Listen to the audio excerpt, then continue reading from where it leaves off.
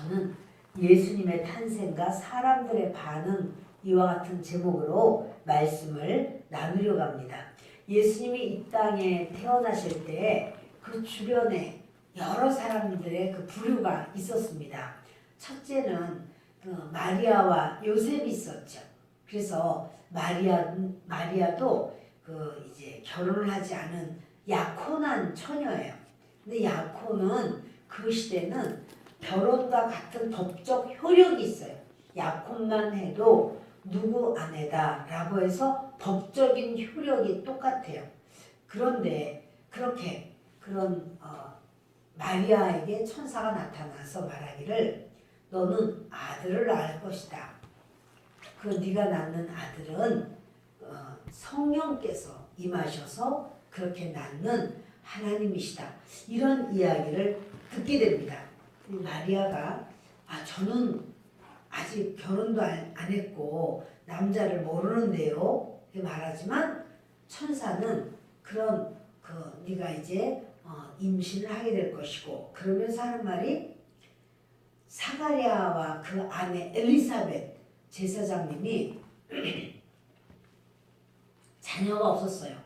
나이가 많고 늙었는데 그때 하나님께서 자녀를 주셨고 그리고 엘리사벳은 사람들에게 말하지 않고 집안에서만 이렇게 그 아이를 그 출산의 날까지 몸을 이렇게 사리고 이제 그렇게 하고 있었습니다. 몰랐지요. 마리아도 몰랐지요. 근데 천사가 말해주는 거예요. 아이를 못 낳는다고 한 여인이 지금 아이를 잉태했다. 이런 말을 하면서 벌써 6개월이라는 거예요. 6개월 된 아기를 잉태하고 있다. 나이 많아서 잉태할 수 없다고 했지만 한 번도 아기 낳아보지 못했지만 하나님께서 그렇게 아이를 주셨다. 이 말을 듣고 마리아가 그런 말이에요. 저는 주님의 계집종입니다. 주님의 뜻대로 하옵소서. 이렇게 말을 해요. 근데 그것은 생명을 내놓는 거거든요. 그 이스라엘 여인이 아직 결혼도 하지 않았는데 잉태를 했다.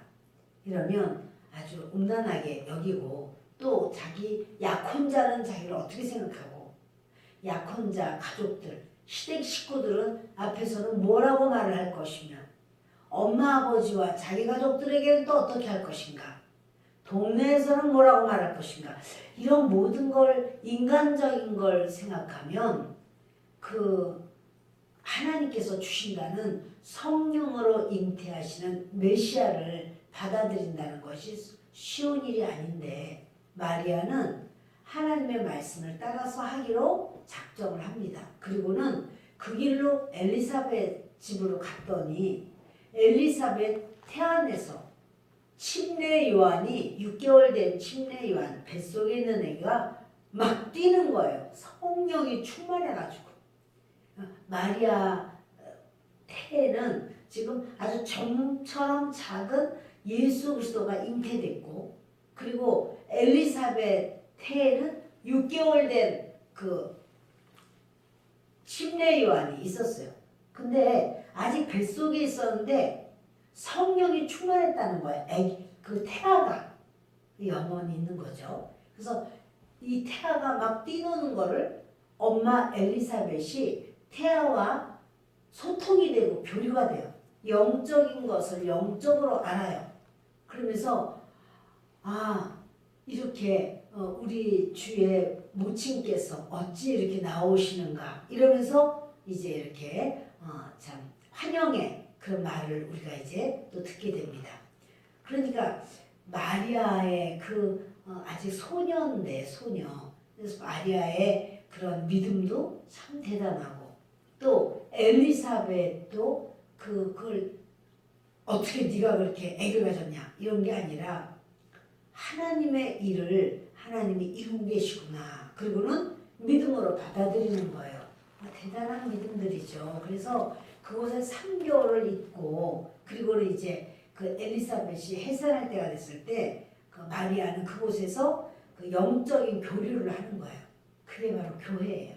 그렇게 하나님 안에서의 그런 그리스도를 잉태한 마리아와 또 그리스도의 길을 준비하는 심내 요한의 어머니 엘리사벳이 같이 영적인 교류를 이루는 거예요. 연령층도 다르고 말이에요. 모든 게 달랐지만 하나님 안에서는 소통이 되는 거예요. 마리아가 이제 왔을 때 그 요셉과 이제 대화를 하는데 요셉에게 그런 말 하는 거죠. 내가 아주 해맑고 밝은 얼굴로 천사님이 나에게 나타나서 그렇게 메시아를 내가 잉태할 거라고 말을 했다고. 나 지금 메시아를 잉태했고 그래서 엘리사벳 그 언니한테 갔더니 엘리사벳 언니도 천사가 말한 대로 잉태하고 있더라. 이런 얘기를 하는데 참 요셉이 이걸 어떻게 해야 될까? 내 아이가 아닌 아이를 잉태한 이 마리아를 참 이거 결혼하기도 그렇고 또 만약에 내 아이가 아닙니다. 그럼 돌에 맞을 것이고 이걸 어찌할까? 그리고 생각을 하는 거죠. 그런데 하나님께서 그 요셉에게 현몽하셔서 데리고 오라. 그거는 이 아이는 하나님께서 허락하신 성령으로 잉태된 아이다. 이래서 이제 요셉이 그 말을 듣고 순종을 하는 거예요. 그런데 요셉이나 마리아가 그냥 입 꼭 다물고 있으면 어차피 정혼했으니까 요셉의 아이인가 보다 이렇게 생각할 수 있지 않겠어요? 근데 둘 다 그런 말 하는 거예요. 얘는 내가 낳긴 했지만 우리 요셉의 애가 아니라고. 하나님께서 성령으로 나한테 아이를 준 거라고. 요셉도 저 아이는 내 아이가 아니라고. 내가 결혼하기 전에 우리가 합방하기 전에 이미 아이를 잉태하고 있었다고. 이 말을 그들이 이렇게 말하는 거예요. 그 말을 드러내는 거예요. 그러니까 그 예수님이 어려서 성장할 때 그런 사람들마다 이렇게 어머나 메시아가 오셨네. 이런 사람은 극히 적죠. 그런데 그 마리아와 요셉은 그렇게 자기들이 그냥 입 꾹 다물고 있으면 무슨 말 들을 것이 없어요. 그러나 그들은요. 진실을 말하는 것을 주저하지 않는 거죠. 예수님이 이 땅에 태어나실 때 이제 태어나시기 전에 하나님의 자녀 성령으로 잉태한 예수 이것은 이제 그 부모와 여기 성경에 나오는 것은 바로 엘리사벳과 사가랴가 그걸 알게 되지만 이제 예수님이 태어나기 전부터 이미 하나님께서는 메시아의 별을 동방에 있는 박사들에게 그 별을 보여주신 거예요. 근데 그 동방 박사들은 하나의 무슨 마술을 행하는 자 이런 사람들이 아니에요. 진짜로 천체를 연구하는 사람들이었고 그리고 그 예수 그리스도 메시아가 오신다라고 하는 말을 이미 그 이스라엘 백성들이 몇 번이나 그렇게 끌려가서 또 많이 디아스포라로 있고 하다 보니까 많이 들었어요. 그래서 이제 그 별을 너무 신기한 별, 너무 특이한 별. 그래서 그들이 이제 그 별을 연구하다가 이것은 메시아의 별이 틀림이 없다.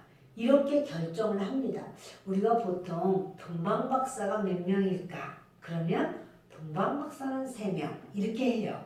그리고 동방박사가 이제 선물을 가지고 왔는데 황금, 유향, 모략 3개니까 각자 한 사람은 황금, 한 사람은 유향, 한 사람은 모략 이럴 거야 라고 생각하지만 그거는 우리의 생각이고 동방박사가 몇 명일지는 몰라요. 동방박사가 적어도 2명 이상이지만 아마 2명은 아닐 거라는 얘기예요. 3명도 아니기가 쉽다는 거예요. 왜냐하면 그렇게 적은 숫자가 동방이라고 하는 바로 그렇게 말하는 곳이 적어도 이란일 거래요. 이란 정도 됐을 때 동방이라고 한다고 해요. 그래서 그 이란에서 이스라엘까지 오는 게 굉장히 먼 거리인데 그것도 그냥 하여튼 뭘 탔든지 뭐든지 걸어서 와야 되는 거잖아. 아주 먼 거리인데 그러면 그렇게까지 오려면 가다 보면 강도떼들을 만날 수도 있고 여러 어려움을 만날 수 있기 때문에 많은 동방박사가 한꺼번에 왔을 거다. 이렇게 생각들을 합니다. 어떻든 이렇게 그 별을 연구하는 자들이 너무 신기한 별이야 해서 그것을 서로 의논하고 서로 대화하고 하다 보니까 이건 메시아 별이 틀림없어. 근데 그들은요 성경을 몰라. 성경이 없어요. 성경을 가르쳐주는 자들도 없고 이방인들이란 말이에요. 몰라요 그들이. 그런데 그들이 아니야 메시아의 별일 것 같아. 분명히 메시아의 별 같아. 이래서 그 가능성 그리고 메시아의 별이 아니라면은 이 별은 따로 이름 붙일 수가 없어. 그리고 그 시대까지 이 디아스포라들 유대인들이 말했던 그 별과 같은 거예요. 그래서 그들이요 그럼 우리 그 메시아를 섬기러 가자. 이래서 그들이요 그들 중에서 다는 아니겠죠. 나는 이래서 못 가. 나는 저 이렇게 안 가는 사람도 있었고 가는 사람도 있었던 거예요. 근데 아마도 참 많은 사람이었을 것이다. 이렇게 말을 합니다. 그래서 그들이 아무튼 간에 밤에만 와야 돼요. 그래서 아마 이제 그 나중에 헤롯이 그래서 2살 이하의 아이는 다 죽여라 이렇게 나오잖아요. 그러니까 아마도 1년 이상도 더 전에 이렇게 이 별을 보았고 그래서 그거를 이야기하다가 결론을 내리고 우리가 빨리 가자 해서 그 별의 인도를 따라왔는데 딱 별이 그렇게 가고 하는데 바로 이스라엘로 들어가는 거고 그리고 그들은 그 이스라엘을 결국은 들어오게 됩니다. 이래서 예수님 주변의 반응 중에서 이렇게 자기가 진짜 하나님도 잘 모르고 그런데 자기가 연구하는 분야에서 메시아의 별이 틀림없다고 생각할 때 그 진짜 메시아가 이 땅에 오신다면 우리를 구원하실 분이 오신다면 우리가 메시아를 섬기고 경배하는 것이 너무 당연하다. 그런 생각을 하면서 그 멀고 먼 곳에서부터 메시아를 섬기기 위해서 그들이 와요. 그냥 진리를 사모하고 진리를 탐구하고 진리 가운데서 그렇게 진리를 막 간절히 원하는 거예요. 우리는 그분을 섬겨야 되겠다. 그리고는 이들이 이제 진리를 사모해서 걸음걸음을 떼서 그 무리가 되는 거예요. 그러면서 주님께로 나오는 바로 이런 사람들입니다. 이들의 운명은 복을 받는 운명으로 바뀌는 거예요. 그러니까 이들이 비록 멀리 있었고 막 이랬지만 사실은 이제 이방에서 온 사람들은 성전 안에 들어가지도 못해요. 이방인의 뜰이라고 하는 바깥 마당에서 이렇게 하나님께 기도하다가 가야 돼요. 안으로 들어오지도 못해. 그거 다 알아. 근데 이제 지금은 메시아를 섬겨야 되겠다. 그리고는 오는 거죠. 그냥 오지 않고 아주 그 시대에 비싼 그런 예물을 준비했어요. 황금도 준비하고 유향도 준비하고 모략도 준비하고 이렇게 이제 황금이라고 하는 것은 왕권을 말하거든요. 예수님은 왕이십니다 하는 왕권을 말하고 유향은 선지자이십니다. 그리고 모략은 원래 죽은 자에게 이렇게 바르는 거예요. 그런데 예수 그리스도 십자가에서 죽으시죠. 결국은 이건 사실은 예수 그리스도의 3대 사역의 모습을 보여주고도 있고 또 가격으로 봐도 엄청 비싼 것을 그들이 예물로 집에서 떠나오기 전서부터 준비를 해서 보배합에다 딱 담아가지고 그걸 가지고 오는 거예요. 하나님을 바로 섬기려고 할 때는 이렇게 이방인이라고 할지라도 하나님께 무엇을 선물로 드릴까 이렇게 이 마음이 생기는 건 너무 당연한 거예요. 그 베세메스로 가는 이제 암소 그런 암소에다가 그 사람들이 궤를 짜가지고는 궤가 아니지 그 수레를 짜가지고 거기 여호와의 궤를 놓고 그리고 갈 때 그들이 그러죠. 우리가 하나님께 여호와 하나님께 무슨 선물을 드릴까, 무슨 예물을 드릴까 이렇게 생각을 하죠. 그리고는 마치 그 종기의 모양으로 금으로 만들어서 금을 이제 이렇게 하나님께 드리는 예물로 드리는 이방인이라고 해도 하나님을 자기가 섬기고 하나님을 바라보고 할 때는요 예물을 드리는 거예요. 이들이 자기의 평생에 가장 아름답고 귀한 예물을 준비합니다. 하나님을 섬기는 자들에게는 자기 희생과 자기의 헌신과 봉사와 그렇게 누가 시켜서가 아니라 내가 그렇게 하고 싶어서 하나님을 향하여 어떤 봉사를 할까, 어떤 헌신을 할까 이런 마음이 드는 것이 당연한 것이고 그러할 때 하나님은 그걸 기쁘게 여기시고 그렇게 그들과 그들의 하나님이라는 걸 주님이 기뻐하셔요. 나는 너의 하나님이야. 이걸 하나님은 원하세요. 하나님 앞에 하나님을 믿었던 우리의 믿음의 선배들이 그렇게 희생하고 봉사하고 헌신하고 이랬던 수많은 사건들을 우리는 알고 있습니다. 근데 여러분 그렇게 지금은요 희생이라든지 헌신이라든지 봉사라든지 이걸 강조하면 그 교회 참 이상한 교회야. 아니 내가 하고 싶으면 하지 뭘 그걸 하라고 그래 이렇게 생각을 해요. 근데 그거는 바른 모습 아니에요. 교회에서는요 교회의 머리 되시는 예수님께 헌신하고 봉사하고 그를 위하여 희생하는 그러한 것이 또 그런 기회를 주는 것 이건 너무나 당연한 것이고 그렇게 할 때 그렇게 하는 거로구나 이렇게 따라가는 것이 당연한 모습이에요. 이 동방박사들 여러분 보세요. 이렇게 동방박사들은요 이 자기들이 미리 다 준비해서 왔어요. 그런가 하면 이제 목자들 들에서 양을 치는 목자들에게 그 천사들이 보여집니다. 근데 온 하늘이 막 환한 거예요.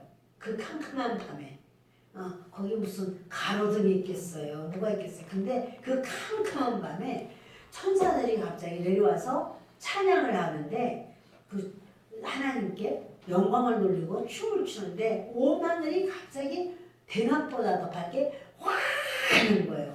그리고 거기서 하나님을 향하여 막 찬양을 하면서 그렇게 천사들이 아기 예수께서 이 땅에 태어나셨다. 하늘에는 영광이요 땅에는 기뻐하심을 입은 자들에게 평화로다. 이런 말을 할 때 이제 이 목자들이요. 근데 목자들은 그 시대에 그렇게 고위급이 아니에요. 그냥 흔한 또 이제 그런 직종인데 하나님께서 기왕에 은혜를 주실 때 그렇게 왕이라든지 또는 아주 대단한 사람들에게 특별히 제사장님도 계시잖아요. 근데 그런 분들에게 그 천사가 와서 보여주질 않고 이 목자들에게 하나님께서는 보여주신 것을 기뻐하셨다는 사실이죠. 그래서 여러분 이렇게 해요. 우리가 생각하는 것과 하나님께서 보여주시는 건 달라요. 이들은 참 믿음을 가지고 있어요. 그 믿음을 가지는 걸 어떻게 아는가 하면 천사들이 이제 그 찬양을 끝내고 올라가 버리니까 도로 하늘이 캄캄해져요. 근데 그 캄캄한 그 밤에 우리 빨리 가자. 빨리 가서 우리 오늘 본문 말씀을 좀 보십시다. 시작. 천사들이 떠나 하늘로 올라가니 목자가 서로 말하되 이제 베들레헴으로 가서 주께서 우리에게 알리신 바 이 이루어진 일을 보자 하고 빨리 가서 마리아와 요셉과 구유에 누인 아기를 찾아서 보고 천사가 자기들에게 이 아기에 대하여 말한 것을 전하니. 아멘. 근데 천사가 뭐라고 말을 했냐면 이렇게 말했어요. 11절부터 오늘 다윗의 동네에 너희를 위하여 구주가 나셨으니, 다윗의 동네가 어디냐면 베들레헴이죠. 베들레헴이에요. 베들레헴에 너희를 위하여 구주가 나셨어요. 예수님이 이 땅에 오신 게 누구를 위하여예요? 나를 위하여. 예수님이 이 땅에 오신 건 나를 위하여예요. 나를 위하여 구주가 나셨으니 곧 그리스도 주시니라. 너희가 가서 강보에 쌓여 구유에 뉘어 있는 아기를 보리니 이것이 너희에게 표적이니라 하더니. 아멘. 그 아무리 가난해도 그 외양간 짐승들이 있는 바로 그곳에서 태어나지는 않거든요.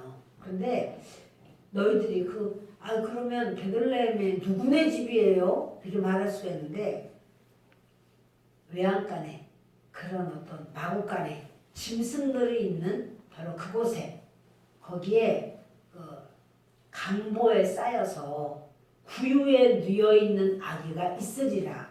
이렇게 말하는, 그게 표적이라는 거예요. 그러니까 그들이 이제 거기 가면서 등을 들고 갔을 거예요. 항상 어두운 데 가면 등을 들고 가니까 등을 가져가면서 집집마다 두들길 것도 없어. 거기 바깥이니까 바깥에 이렇게 보면은 거기 뭐 말들이 있고 말은 많잖아요. 이스라엘 땅에 양이라든가 그런 우리를 보는 거, 우리를 보다 보니까 거기에 아유 정말 구유통이 있고 아기가 강보에 쌓여서 누워 있는 그것이 표적이다 라고 말을 했으니까 이 목자들이 지금 가서 확인을 하고 그렇게 천사들이 보여준 것을, 천사들이 보여주고 그렇게 가면 있으리라 말을 하면 빨리 가야 돼요. 빨리 가야지. 그거를 아유 지금 어두운데 뭘 지금 가, 아유 내일 아침에 밝거든 가지. 그게 아니에요. 그들에게 그 믿음이 있어요. 주님을 속히 섬기고 속히 그래 내일 아침에 볼 것 같으면 천사들이 새벽에 나타나면 되지. 새벽에 나타나서 자 이제 밝아지는데 지금 가거라. 그때 가면 될 거 아니야. 근데 한밤중에 나타나가지고는 가라고 하는 거예요. 그러니까 이들이 그 말을 듣고 이제 하나님을 찬양하면서 이렇게 천사들이 말한 것을 그러면 우리가 얼른 갑시다 라고 말하면서 이제는 그 상황 속에서 가는 거죠. 자 여러분 보세요.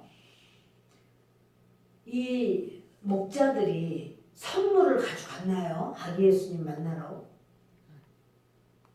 아니 아기 예수님 만나러 가려면은 뭐라도 좀 가져가야 되는 거, 분유라도 한 통 사가든지 아니면은 뭐 베네쩌거리를 좀 가져가든지 뭐가 있어야 되잖아요. 근데 여러분 이들은 지금 뭐를 가져갈 만한 상황이 안 돼. 그거 다 이것저것 챙겨가지고 예의 바르게 내일 아침에 그냥 가지 뭘, 그게 아니에요. 이들은 빨리 가야 돼. 동방 박사들은 챙겨올 그 상황이 됐어요. 그러나 이들은 아무것도 안 가져갔기 때문에 주님이 싫어하실까? 어떻게 이렇게 아기가 태어났는데, 아니 예수님이 메시아께서 이 땅에 오셨는데 아무것도 안 가지고 그냥 오냐? 근데 여러분 그 상황에서 빨리 가서 경배를 해야 되는 이 상황에서는 내가 없으면 없는 대로예요. 교회에 올 때 내가 없으니까 아유 나 돈 많이 벌고 내가 좀 성공해서 내가 교회도 다녀야지, 아니에요. 내 모습 그대로 나오는 거예요. 그래서 이들이 아무것도 없이 그냥 나와서, 근데 주님이 참 그렇게 어떻게 아무것도 빈손이냐, 야 박사님들 봐라 이렇게 가져왔다 이런 말 안 해요.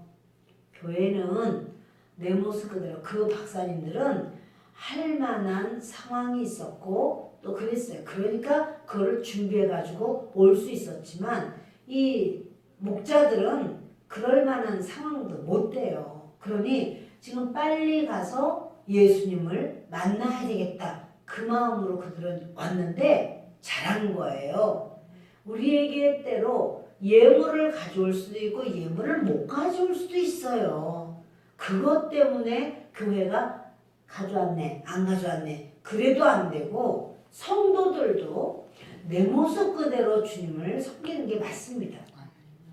할 수 있으면 주님 앞에 희생도 하고 헌신도 하고 하는 거죠. 중요한 거는 경배하는 거예요. 예배예요. 여러분 이렇게 그 목자들이 있었고요. 또 이들이 가다가 아이고 예루살렘에 분명히 왕이시니까 예루살렘에 계실 거야. 그리고 예루살렘에 갔더니 지금 예루살렘에서 왕 노릇하고 있는 자가 헤롯이었어요.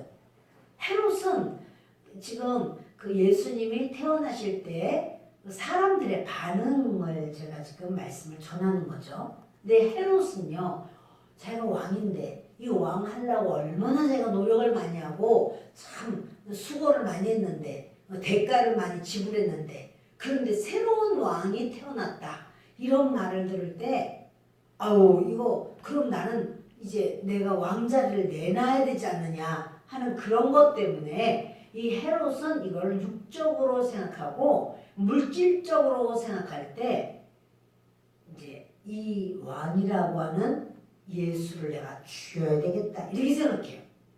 그러니까 그 왕이라고 다 신실하고 합당한 사람은 아니에요. 이 사람은 왕의 자리에서 모든 사람은 왕 앞에 전부 무릎을 꿇고 머리를 조아리죠. 왕이 말을 하면 순종하죠. 그러나 그렇다고 해서 그가 꼭 그렇게 하나님의 모습처럼 진실하고 신실한 건 아니에요. 진실한 사람도 있을 수 있고 그렇지 않은 사람도 있어요. 그래서 지혜로워야 되고 분별할 수 있어야 돼요.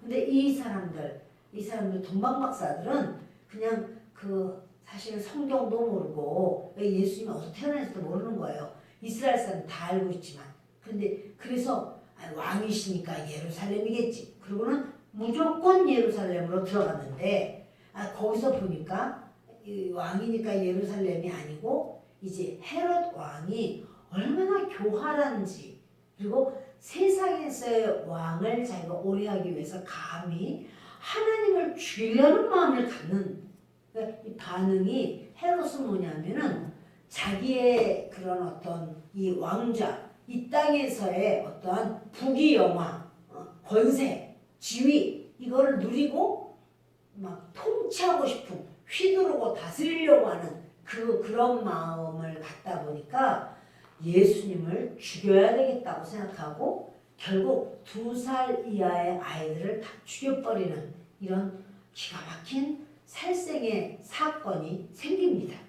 여러분 우리도요 이 세상에서 내가 유익을 보고 물질에 내 마음을 쏟고 세상 것을 내가 더 움켜쥐려고 하고 이렇게 하다 보면 예수님의 역사하심과 내 생각이 어긋나고 부딪힐 수가 있어요. 예수님의 생각과 내 생각이 부딪힐 때 어떻게 해야 될까? 내가 정말 손해보는 거 싫은데 이럴 수 있지만 예수님은 하나님이에요. 하나님 앞에 어떻게 우리가 부딪힐 수가 있겠습니까? 결국에 이 사람 그 헤롯은 이제 아주 막 자기가 분노하고 화를 내고 그 박사들한테는 막 식사 대접을 하죠. 아주 그냥 그 신사적으로 대하죠. 그러나 그 속에는 메시아가 왔어. 메시아가 아직 태어났다는 말이야. 그래서 그 별을 언제부터 보았나? 이걸 자세히 물어보니까 아마 2년 가까이 된 것 같아요. 그러니까 2년보다 좀 안 됐을 것 같아요. 그러니까 아예 안전하게 하기 위해서 2살 이하의 아이를 다 죽여라. 이렇게 되는 거죠. 아무튼 헤롯 같은 사람도 있고 또 그 시대에 제사장, 서기관 이런 사람도 있어요. 그 사람들은 성경을 따로 알고 예수님을 항상 기다린다라고 하는 사람들이고 하나님을 믿는다는 사람들인데 그런데 막상 예수님이 오시니까 동방 박사들은 어쩌면 몇 달에 걸쳐서 아니면 1년 이상 그렇게 걸어왔을 수도 있거든요. 그런데 지금 예루살렘에서 베들레헴까지는 안 멀어요. 멀지 않아요. 근데 안 가는 거예요. 그 예수님이 베들레헴에서 태어난다는 것도 다 알고 동방 박사들이 별을 따라왔다고 말을 하고 그러면서 이렇게 뭐 묻고 하는데 그 성경에 대한 지식은 많은데 정작 그들이 예수님을 경배하러 가지는 않아요. 알기는 해도 주님을 사랑하고 주님을 섬기는 마음은 없어.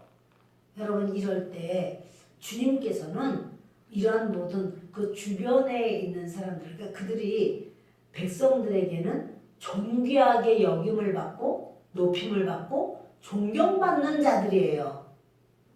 서기관들, 그런 성경 박사님들, 제사장님 그러면 아유 제사장님 하고 머리를 숙이고 이런 대상이지만 하나님 모실 때는 목자만 못해. 목자들은 그 밤중에 보여주니까 그 밤에도 그냥 가서 쫓아가가지고는 그 아기 예수가 어디 계신가 막 찾아보고 경배하고 했잖아요.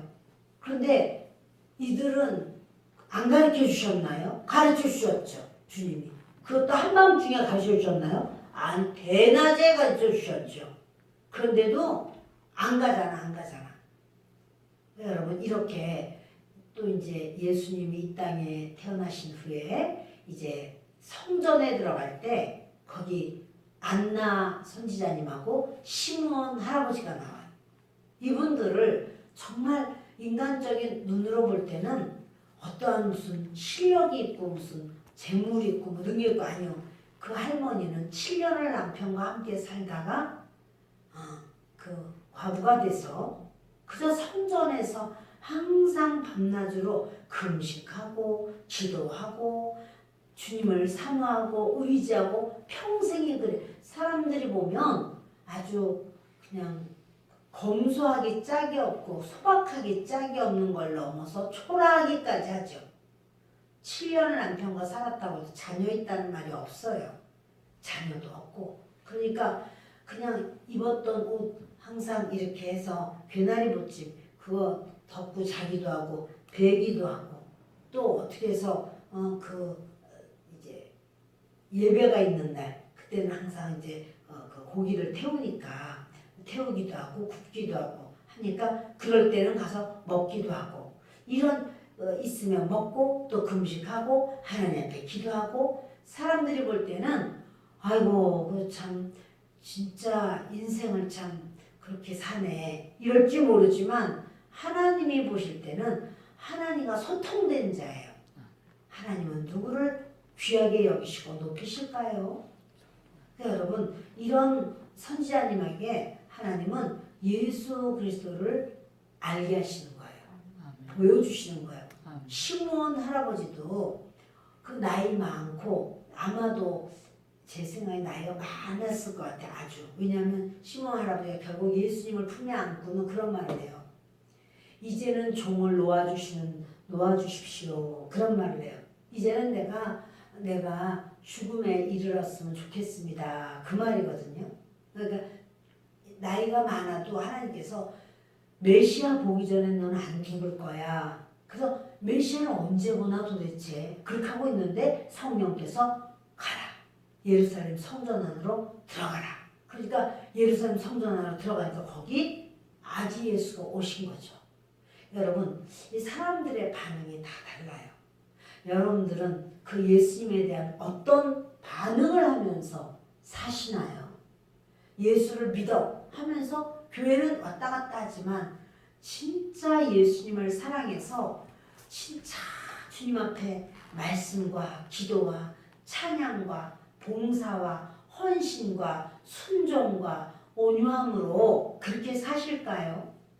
아니면 나 예수 믿어 이러면서 욕심은 그냥 있는데 너무 많아가지고 그래가지고는 하여튼 다른 사람이 뭐 하면 막 그거 나 갖지 못하면 막 속에서 화가 나고 그래서 막 엄마한테도 막 소리 지르고 그거 나도 그런 거 있어야 된다고. 혹시 그런 일은 없나요? 나는 그 하나님을 믿는다고 하면서 하나님 앞에 내가 뭘 더 받아야 되고 더 내가 더 누려야 되고 다른 친구들보다도 내가 욕심껏 내가 이렇게 한다면 하나님이 그 사람을 귀하게 여기실까요? 내가 하나님을 믿기 때문에 나는 양보할 수도 있고 또 양보해도 어느 때는 마음이 씁쓸할 수도 있죠. 그러나 그 씁쓸할 때 또 하나님 앞에 하나님 내가 마음이요 양보를 하고 났는데도요 마음이 내가요 이상하게 씁쓸해요. 하나님 내가 주님으로 좀 내가 가득해서 마음이 평안하고 즐겁게 해주세요. 이렇게 하나님을 향하여 구하고 하나님으로 살려고 할 때 그 사람이 어린아이라고 할지라도 하나님은 사랑하시고 그 사람이 못 배웠다고 해도 하나님은 하늘의 지혜를 쏟아 부어주시고 하나님이 역사하실 줄을 믿습니다. 하나님이 인정하시고 찾는 사람들을 오늘 보셨어요. 그들이 우리가 생각하면 예루살렘 안에 있는 제사장들, 서기관들, 성경 박사들, 아주 이런 레위인들, 이런 아주 대단한 사람들이 그렇게 주님이 만나주시지 않을까 하는데 아니요, 그렇지가 않네요. 주님이 만나주신 사람들 보니까 마리아, 아니 아기를 그냥 뚝딱뚝딱 잘도 낳는 그런 아줌마한테 네가 이번에 예수님을 낳아라. 그러면 그 아기 낳는 건 아무것도 아니고 또 아기가 위도 있고 말이야. 또 그러고 예수님 낳으면 사람들이 그렇게 아유 이상한 부인이네 이렇게 안 하고 아유 저 집 아이인가 보다 이렇게 다 여길 수 있을 텐데 하필이면 그 처녀 아이에게 결혼도 하지 않았는데 너는 성령으로 잉태하여 아들을 할 것이다. 처녀가 잉태하여 아들을 낳으리니 이름을 임마누엘이라 하리라. 그 이름, 그 아기는 임마누엘, 하나님이 우리와 함께 계시는 것이다. 이런 이야기를 하나님이 해주시고 마리아는 그걸 아주 그냥 해맑은 얼굴로 그렇게 아유 내가 낳았지만 사실은 예수는 하나님의 아들이지 우리의 아들이 아니에요. 저 사람 아들 아니에요. 이렇게 말하니 사람들마다 다 색안경을 쓰고 뭐라는 거예요 지금. 그러면 어떻게 됐다는 거예요. 이렇게 사람들이 의심할 만한 상황인데 그들은 그것을 말하는 것을 당연시했단 말이에요. 여러분 내 부족함, 나의 연약함을 드러내는 것을 부끄러워할 것이 아닌 거예요. 그래서 복음이 이제까지 내려오는 거예요. 만약에 요셉과 마리아가 아무에게도 말하지 마. 우리가 하나님이 주셨다고 말하지 말고 그러면 내가 이상한 사람이 되고 당신도 부정한 여자가 될 수가 있어. 누가 그걸 알겠어? 누가 믿겠어? 그러니까 우리 아무 말도 하지 말고 그냥 우리가 낳은 것처럼 가만히 있자고. 예를 들어서 이렇다면 예수님이 동정녀 마리아에게서부터 태어났다라고 하는 것을 우리가 지금까지도 사도신경을 우리가 고백하면서 동정녀 마리아에게서 태어나시고 우리 이걸 고백하죠. 그것이 그들이 말하지 않았으면 이걸 어떻게 알아요? 말한 거예요. 마리아가 말하는 거예요. 요셉이 말하는 거예요. 그래서 그 동네 사람들이 하여튼 이상해 이렇게 생각을 하는 거죠. 그러나 이제 하나님께서는 그것을 통해서 그분이 메시아다라고 하는 걸 보여주는 거예요. 저는 오늘 이렇게 몇몇 사람들의 그 모습을 보여줬는데요. 누가복음 2장 34절을 함께 읽겠습니다. 2장 34절입니다.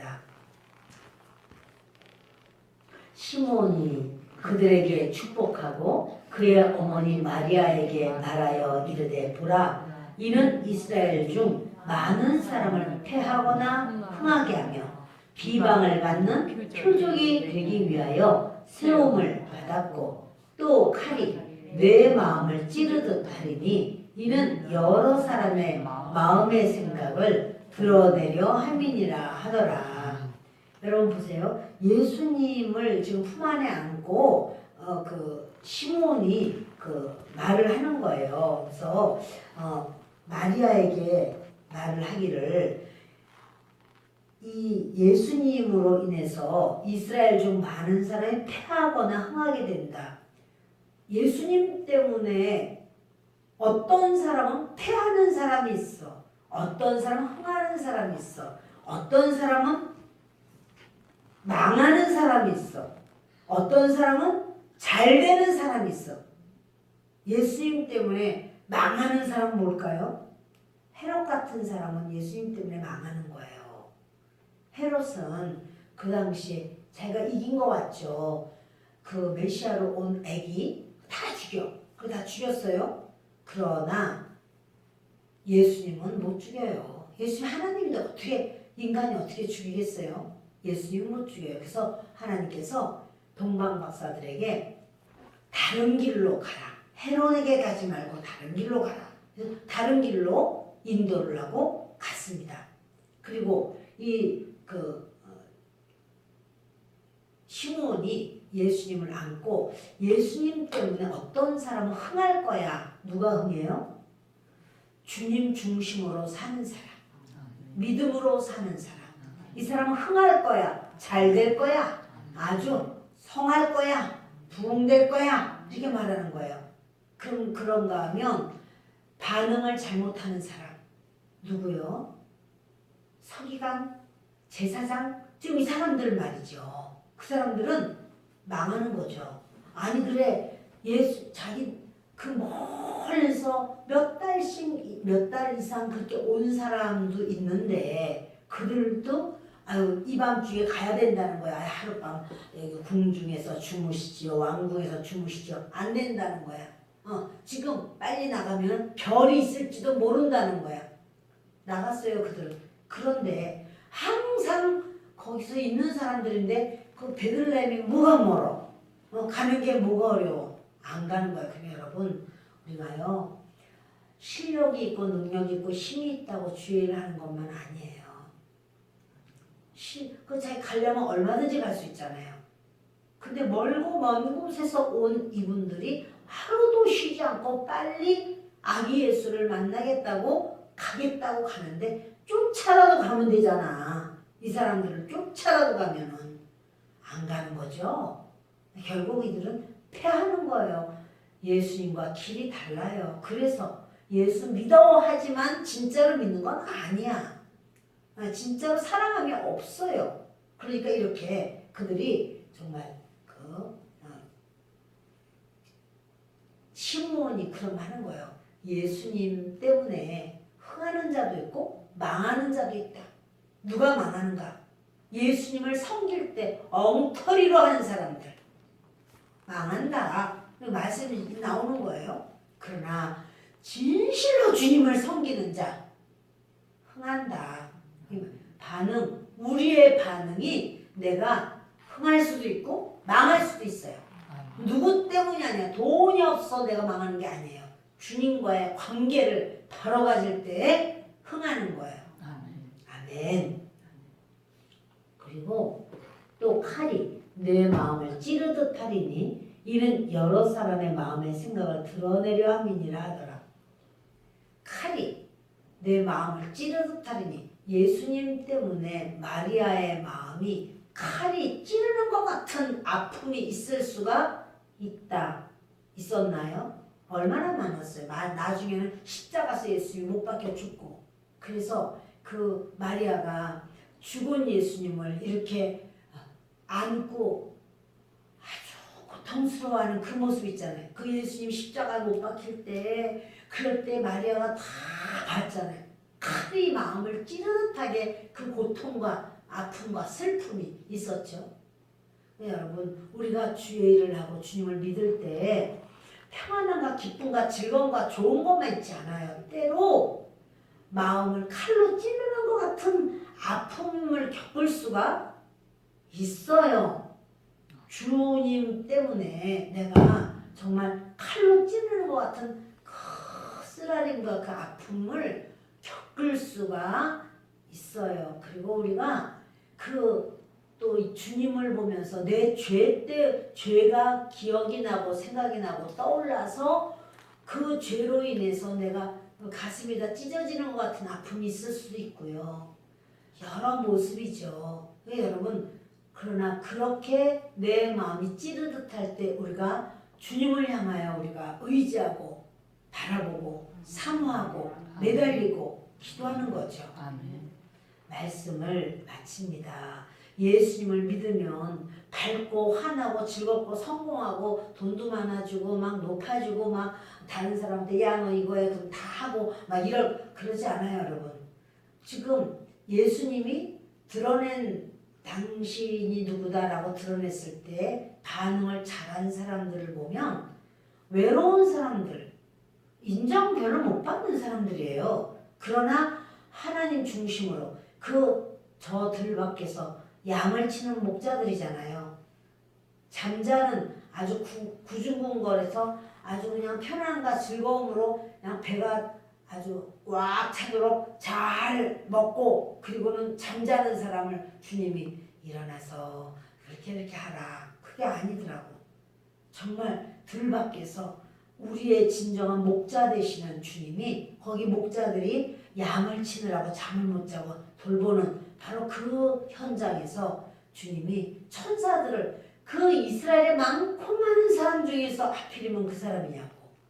이스라엘에 얼마나 목자들이 많은데 바로 그 목자들이냐고요. 주님은 아시는 거예요. 주님이 주님이심을 드러낼 때 주님이시구나. 그리고 경배하는 사람을 찾으시는 거예요.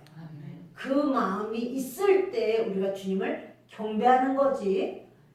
교회는 왔지만 생각은 딴 데 있어. 아유 끝나고 난 다음에 재밌게 놀아야 되는데 끝나고 난 다음에 우리 쟤를 골탕을 좀 먹여야 되는데 아예 끝나고 난 다음에 우리 맛있는 거 먹어야 되는데 이런 관심이 딴 데가 있는 그 사람이 어떻게 주님의 관심사가 되겠어요.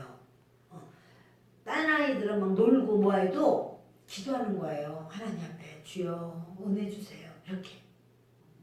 그래서 그 어떤 목사님은 그 어린 시절에 7살, 8살 이렇게 어린 시절에도 막 이렇게 애들 막 놀고 들에서 막 그렇게 해다 자기는 딴 데 가서 하나님 앞에 막 기도했대잖아. 하나님 이 모든 하늘도 땅도 하나님 만드셔서 감사합니다. 이러고 여러분 그 기도를 하나님 들으실까요? 안 들으실까요? 그 어린애인데 어린애 들으신단 말이에요. 받으신단 말이에요. 하나님께서 좋아하신단 말이에요. 너가 싹을 보니까 잘 될 싹이구나. 이렇게 인정하신단 말이에요. 근데 그냥 교회에서 성경을 좀 읽어라 써라 그래도 그게 쓰기 싫어가지고 이러면 안 된단 말이에요. 그거 안 된단 말이에요. 그렇게 하면 읽고 쓰고 그렇게 하는 거지. 아멘. 네. 그렇게 우리가 주님 앞에 내가 하나님 이걸 쓰는데요. 쓰기 싫을 때가 있지. 그러나 주님 쓰고 싶은 마음 좀 나에게 주세요. 주님의 말씀을 제가 쓸 수 있도록 주님 그런 마음 좀 주세요. 이렇게 하나님 앞에 의지하고 또 하나님 앞에 그렇게 간구하고 그럴 때 우리 하나님은 그 사람을 붙드시고 사랑하시고 은혜 주시는 줄 믿습니다. 기도하겠습니다. 고마우시고 좋으신 아버지 하나님 주님께서 사랑하시